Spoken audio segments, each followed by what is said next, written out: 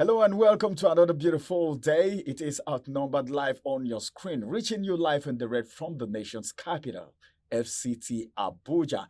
My name is Ramsey Enoch, and of course, I have Antonia Nwokolo right here. Good morning, Antonia. Good morning, Ramsey. It's a beautiful day. Yeah, it's so good to see you this morning.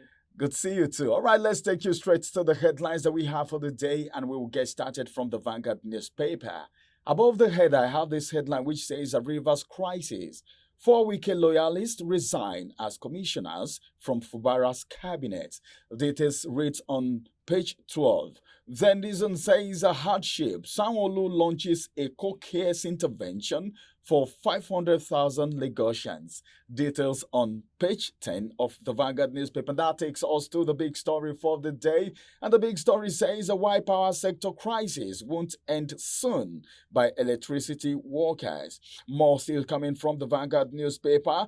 Failed Air Nigeria. EFCC operatives grill Sirika as ex-minister defend role. Details reads on page 13 of the Vanguard newspaper. And finally, from the Vanguard newspaper this morning, I have this headline which says our 5.2 trillion naira debt. Federal government recovers 57 billion naira from 10 MDAs, and the details reads on page 19 of the Vanguard newspaper. And that takes us to the next paper. Over to you, Antonia. Thank you, Ramsey. Let's look at the headlines from the Nation newspaper. EFCC returns recovered assets to Enugu government. That's on news, page 4. Moving on, House seeks documents in probe of El-Rufai's administration. That's on news, page 7.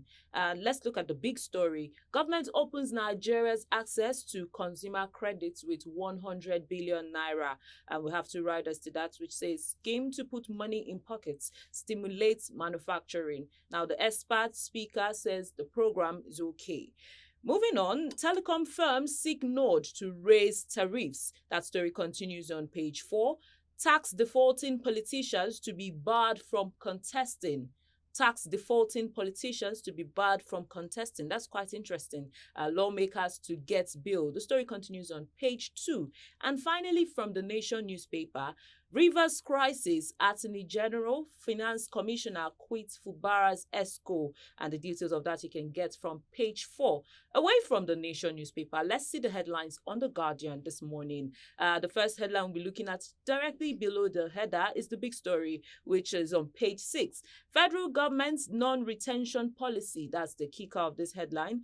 Over 5,032 first-class graduates languish amid vacancies in universities. And we have a picture story underneath. To get details of that, pick a copy of the Guardian newspaper from your vendor.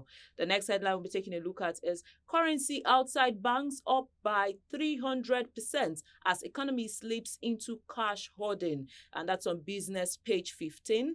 Wike's loyalists reject redeployment, resign from Rivers cabinets. That's on news page 3.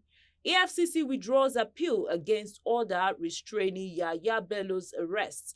And aviators fault interference as federal government grounds Dana air operations. That's on news page 33. And on Metro page 9, federal government probes bullying incident at British International School, Abuja. That'll be the size of the headlines from the Guardian newspaper. Ramsey, let's take a look at the next paper. All right, let's take a look at the Punch newspaper, and that's going to be the last on today's review. The first headline says, the queue returns as fuel scarcity hits Abuja and 5 other states. Details reads on page 21 of the Punch newspaper. 35 oil firms face probe over environmental pollution, and that's on page 7. Then this one says delayed justice. Tinubu National Assembly denied judicial reforms. Well, I think some persons may say this is long overdue, but then let's see how this is actually going to go.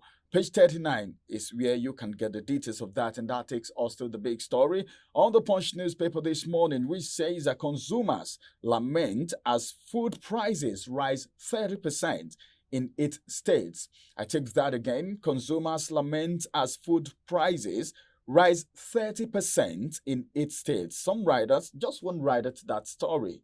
It said beans, gari, semolina, others rise by over 30% despite currency gain. If the currency is gaining and the prices of food is still rising, then I want to say Nigerians may not be satisfied yet. All right. If the naira is appreciating, we expect the prices of commodities in the market to at least reduce a little bit, if not totally. And of course, finally, from the Punch newspaper this morning, 500,000 households to get Lagos palliatives, says Sanwo-Olu. 500,000 households to get Lagos palliatives, says Sanwo-Olu, the governor of Lagos State, and details you can get on page 6 of the Punch newspaper, and that's going to be the size of the Punch newspaper this morning. We are going on a quick break. After this break, we'll return and we'll talk about the bid, all right, to overhaul the judicial system. The judicial reform is going to be our big story after the break. Don't go nowhere. Follow us on our social media handles at Oweleke TV. Visit our website at www.oweleketv for a thrilling journey. Oweleke TV, rising star at the fairground.